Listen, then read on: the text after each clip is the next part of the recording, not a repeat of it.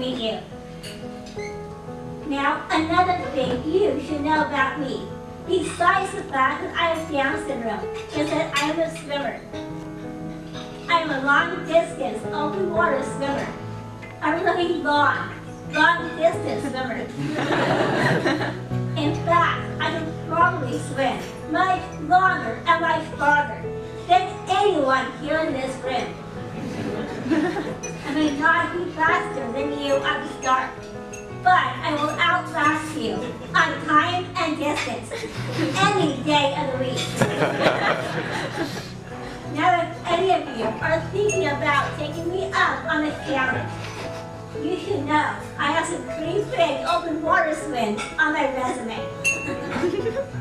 A few years back, 6 of us from my hometown jumped in the water at Shakespeare Beach in Dover, England. And we swam until we reached Cape Blanc on the coast of France. And I became the first person with Down syndrome to swim a relay across the English Channel.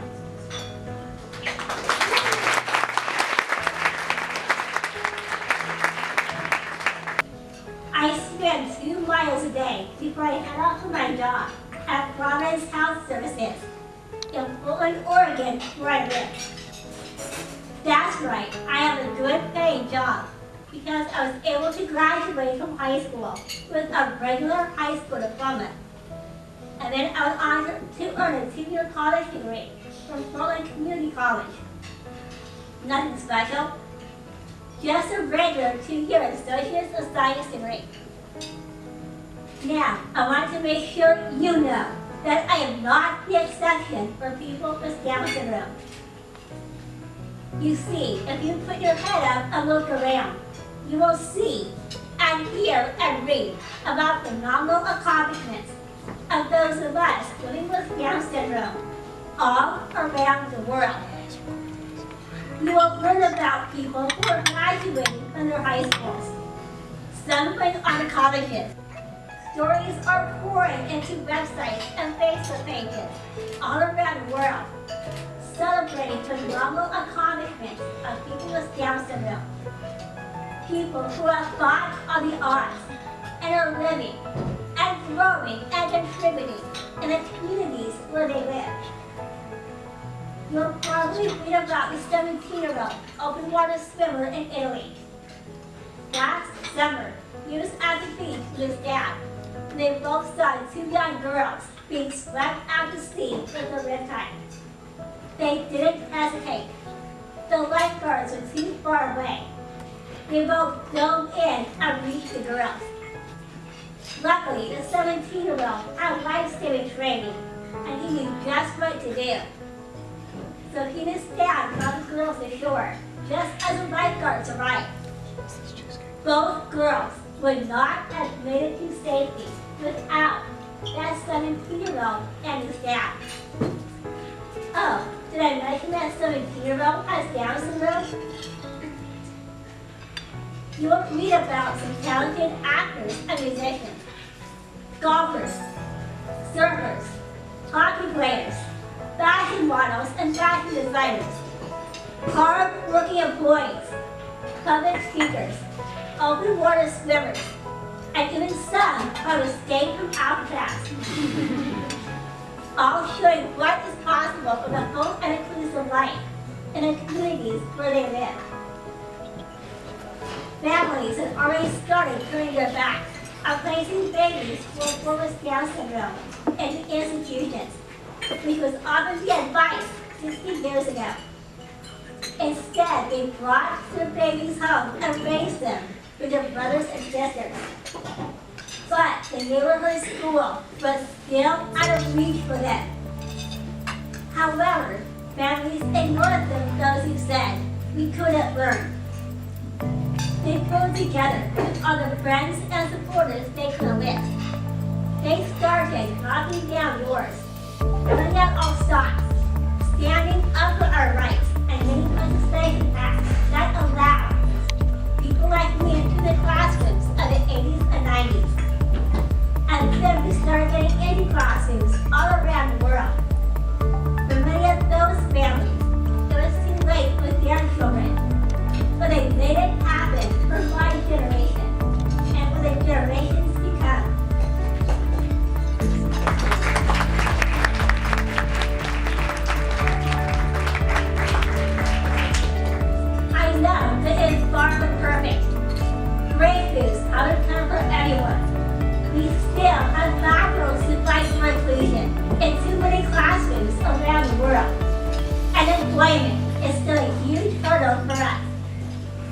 cannot ignore the tremendous progress we have made.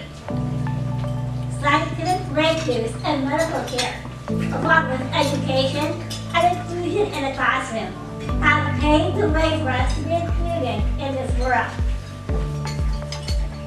That's why our accomplishments are so incredible, because we are breaking new barriers every single day. Just watch us. So, what's the challenge? Well, I'll answer that question too. You see, those of us with Down syndrome and our families face a very difficult future. We face the possibility of finding out all that tremendous progress we have made in the last 50 to 60 years. Why? Because just as we are making so much progress, a whole industry has grown up. An industry that is focused on prenatal screening. Screening that targets Down syndrome. Screening that would wipe us out before we even take our first breath. Without timely and accurate information about what Down syndrome is really like today. If the test shows an extra chromosome, babies are being aborted. Except for those who say, I know a different Down syndrome. Or, wait a minute, let me learn more about this. However, there are many experts in the medical community who will say this extra chromosome we carry around is not compatible with life. And they will discuss abortion instead of the real story on Down syndrome. Not compatible with life? So think about that for just a minute. Think about the people we just talked about. Think about other people you know with Down syndrome. Your cousin, your brother or your sister, the person you see at the grocery store, or maybe the person who is in your class in grade school or high school. Or think about me standing here. Am I not compatible with life? After all the progress we have made, all the barriers we have broken, all the odds we have beaten, I would say we are more than compatible with life. We are what life is all about.